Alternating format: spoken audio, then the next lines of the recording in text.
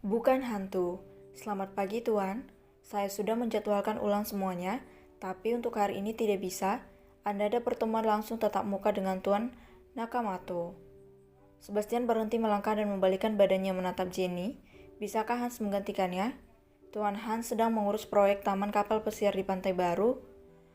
Kenapa aku harus sibuk di saat seperti ini? Dan ada masalah juga, saya rasa Anda harus melihat proyek yang ada di Malibu. Sebastian kembali menghela napasnya dalam.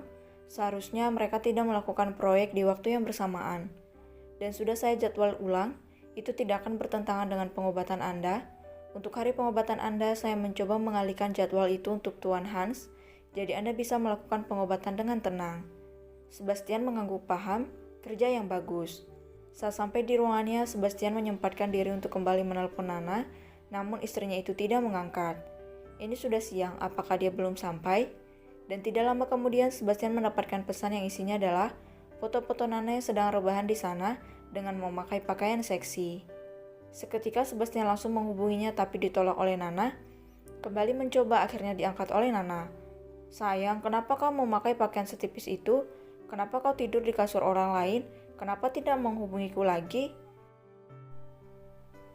Maaf, aku sedikit mabuk. Aku akan menginap di sini.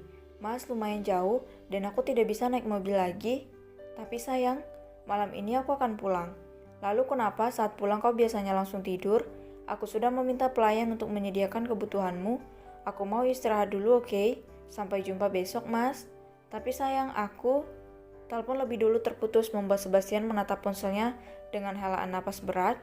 Beberapa detik kemudian, foto yang sangat seksi kembali dikirim, dan hanya Nana yang bisa membangunkan juga meredakannya lagi. Membuat Sebastian menghela napas dalam, dia kemudian menghubungi Jenny lewat telepon kantornya. Halo Tuan, belikan aku sabun yang tidak menyebabkan iritasi. Sabun? Ya cepat. Nana merasa sangat tenang berada di sini, rasanya seperti di pedesaan, sama seperti di kampung halamannya. Hanya suasana hatinya saja yang berbeda. Di sini didominasi rumah petani yang sederhana dan ladang yang luas. Nana disambut dengan baik di sini. Dia diajarkan berbagai macam masakan, diajak ke ladang dan juga dibuatkan makan malam yang sangat enak. Bibi dari EP menyambut baik Nana dan mempersilakannya datang kapan saja. Saat malam menjelang, Sebastian tidak henti-hentinya menghubunginya, yang mana membuat Nana memilih membalasnya dengan mengirim foto seksi kemudian kembali melanjutkan aktivitas memandangi area sekitar. Sebelumnya ada pesan masuk dari Sebastian yang berisi, "Sayang, kau tahu berapa banyak sabun yang aku habiskan hari ini?" Dan Nana membalasnya dengan, "Aku juga merindukanmu." Setelahnya Nana meninggalkan ponsel dan keluar dari kamar. Di sini sangat menyenangkan, ucap Nana pada EP. "Anda belum tidur, Nyonya?" "Tidak apa, kau tidur saja duluan, aku ingin berjalan-jalan." Aku tidak mengantuk." "Matamu merah, EP. Sudah tidur saja," ucap Nana melihat mata EP yang begitu merah. "Di mana bibimu? Apa sudah tidur?" "Iya." "Kalau begitu aku akan membuat coklat panas." "Biar saya saja, Nyonya, Anda naik saja ke atas." Baiklah." Karena EP mendorongnya pelan untuk kembali ke lantai 2, Nana pun menurut. Dan sebagai gantinya EP membuatkannya. Hanya butuh beberapa menit sampai akhirnya selesai. EP membawanya ke kamar majikannya. "Nyonya, ini coklat Anda." Nana sedang berdiri di balkon kecil membuat EP mendekat. "Nyonya, apa yang sedang Anda lihat?" EP mengikuti arah pandangan Nana. Di sana ada bayangan hitam yang sedang bergerak ke arah gudang. "Ya Tuhan, apa itu hantu?" "Tenanglah EP, itu hanya pencuri."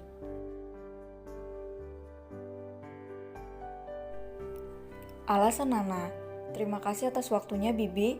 Aku sangat menikmati hari-hari saat berada di sini." Wanita tua itu tersenyum dan memeluk Nana, merasa tersanjung dikunjungi oleh orang penting. "Datanglah ke sini lain kali dengan suamimu. Saat kau hamil, kau tidak boleh ditinggalkan oleh siapapun, khususnya suamimu." Nana mengangguk paham, "Aku pasti akan ke sini lagi." "Jangan lupakan Bibi, nanti perkenalkan aku pada anakmu." "Tentu saja, sampai jumpa Bibi."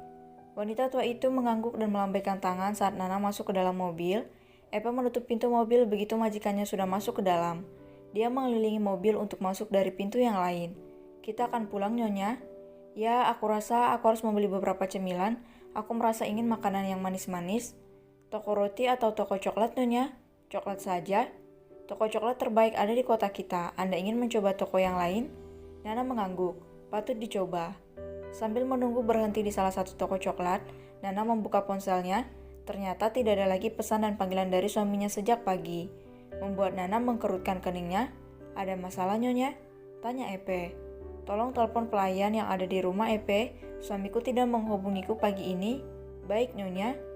Epe menghubungi pelayan yang ada di rumah Washington DC. Tidak berapa lama akhirnya dari sana mengangkat teleponnya. Dia mengangkatnya Nyonya. Nana menerimanya, dia mengambil alih telepon. Halo. Pelayan di sana langsung mengenali Nana dari suaranya. Nyonya, apa suamiku pergi bekerja? Tuan sudah berangkat pagi sekali. Apa dia sarapan? Tidak Nyonya, Tuan bilang dia akan makan di luar. Nana terdiam, dia bertanya dalam hati, apa mungkin dia marah padaku karena tidak mengabarinya dan terus mengiriminya gambar seksi? Tapi itu saran dari Oma. Nyonya, apa Anda ingin saya melakukan sesuatu? Tidak, lanjutkan pekerjaanmu. Saat berhenti di toko coklat, Nana melihat ada toko pakaian di depannya. Lokasinya tidak terlalu ramai, membuat beberapa toko di sekitar sini sepi. Dan berhentinya Nana yang melangkah membuat Epa mengira kalau majikannya tidak menyukai tempat ini. Apakah Anda ingin mengubah pikiran Anda, Nyonya? Tidak, aku akan masuk. Ucap Nana masuk ke dalam toko coklat. Terdengar bunyi bel begitu pintu didorong. Halo, selamat datang di toko coklat Happiness. Anda mencari coklat jenis apa? Aku suka coklat yang tidak terlalu manis, tapi tidak meninggalkan kesan pahit juga. Kau punya sesuatu seperti itu?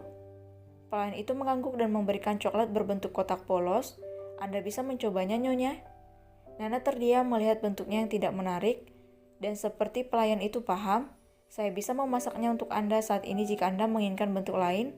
Bolehkah? Silakan, namun Anda harus menunggu beberapa menit. Nana mengangguk dan memperlihatkan karakter yang ada di ponselnya. Bisa dibuatkan ini? Bunga? Tentu bisa Nyonya. Dan tambahkan coklat putih sebagai senternya. Baik Nyonya. Ucap pelayan itu mencatat apa yang diinginkan Nana.